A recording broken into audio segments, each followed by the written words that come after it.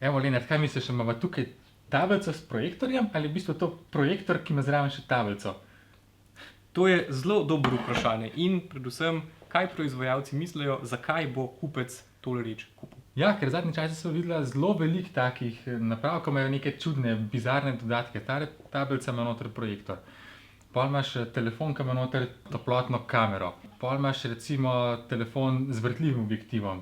Tako. Pa imaš telefon, ki ima zraven v bistvu prenosnik, ampak ta prenosnik ne dela brez telefona. Aha, kar pomeni, da ni več to, da imaš recimo računalnik ali pa tablico, kar pomeni glavno napravo, ki ima pol številne dodatke, ampak imaš telefon, ki ima za dodatek računalnik. Tako, ja. Manjša reč, ki ima za dodatek večjo reč. Pol imaš ta LG G5, ki je modularen, ki se lahko natikajo določene stvari gor, da je ta držal za fotoaparat ali pa Dodatne baterije. Ja, Dodatni moduli. pol imaš 360-stopinjsko kamero, pa boljši ojačevalec pa podobne stvari. Na CES-u so videla skoraj še bolj modularen telefon, ki je bil, koliko je bilo, enih 20 različnih dodatkov vseh mogočih. Ja, si lahko menil kar tipalo za fotoaparat pa vse sorte. Mislim, da mi sem brivnik manjkal, no. Ja, nastavek za brivnik vodomet. bi še, pa vodomet, ampak ja, skratka, kar se danes sprašujeva, je to, pri tem, da se je elektronka pač postala toliko dostopna, da so se cenovni razredi vseh teh izdelkov poenotili nekje, ne vem, do 100, do 200, do 500, nad 500 evrov in da ti dobiš znotraj teh cenovnih skupin praktično identične modele, enako zmogljive, enako dobro obdelane, samo stvar okusa je, boš vzel tega ali tega.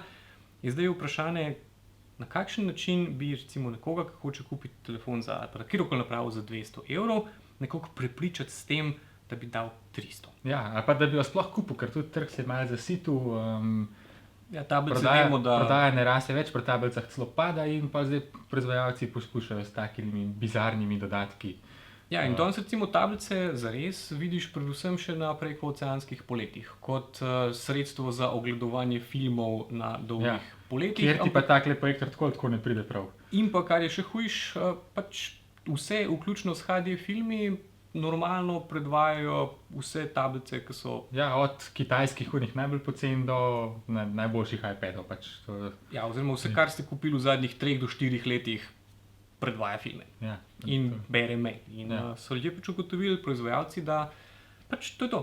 Da tablice, ki smo jih nakupovali v zadnjih letih, imajo zdaj ali tako funkcijo zabave na avionu, ali pa druga varianta je, da jih pač uporabljajo otroci za zabavo v avtu, recimo na dolgih poteh, ali pa v čakalnici pri zdravniku, ali pa za doma. Skratka, ta izdelek je tako zlej, pa noben ne kupi več nove tablice.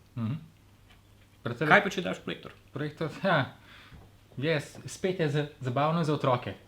Ja, dobro. Za otroke, ki hočejo pol odsev na steni gledati, namesto risanko na tablici. Pa tudi za risanke se to dejansko najboljše obnese, ker so pač žive barve in vse skupaj izgleda dosti dobro. Takoj, ko imaš pa malo bolj temne scene pri kakšnih filmih ali pa tudi mogoče pri športu, je pa že svetilnost malo manjša, da ni toliko dobra slika, no. Moraš imeti res temen prostor, pa na ne preveč veliko razdaljo gledati, če hočeš to imeti kot recimo nadomestek enega resnega televizorja, tam 120 na 140 centimetrov, moraš to dosti daleč postaviti in pol se ta svetilnost še malo izgubi in ni še to čist to, no, tako da bi rekel, da bi to imel namesto tako televizije. Ali pa namesto enega resnega projektorja še ni čisto. Saj se izboljšuje iz generacije v generacijo, da se razumemo.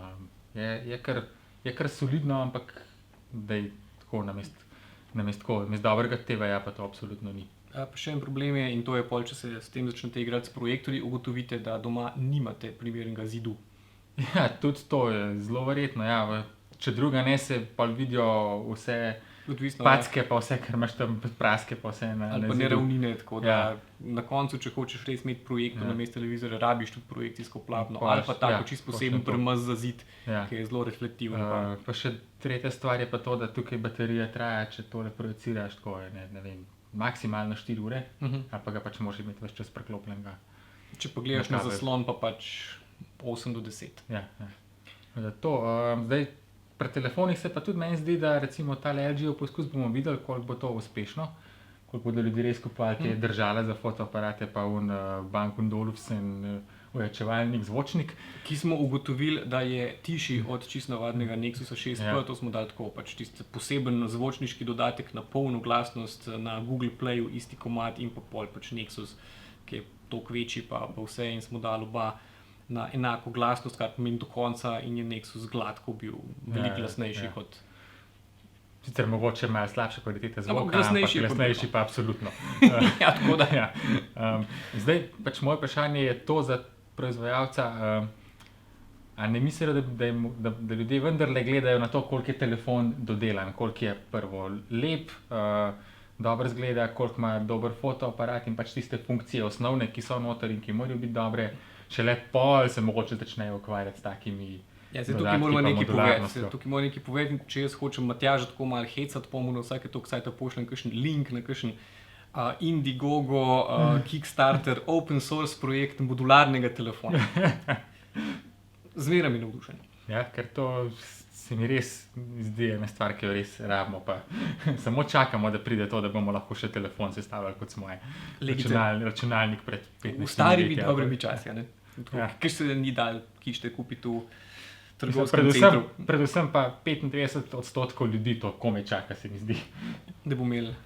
Ja, tako da je pač ta trend med tem je tak stalen in se ves čas ponavlja, ampak ja, imaš neki idealistov pač verjame, da mi nočemo imeti tako recimo popolnoma zaprte naprave, kot je iPhone, ki ga ti brez čist posebnih orodij, pa takih posebnih prepopov, pa po možnosti še česa sploh niti odpreti ne moreš, kaj šele kaj noter početi, ali pa tem, da boš lahko recimo zamenil procesor. Ja, pa da bodo ljudje res menjali procesor čez 2 leti, pa Ja, fotoaparat čez 4 leta, pa tako naprej.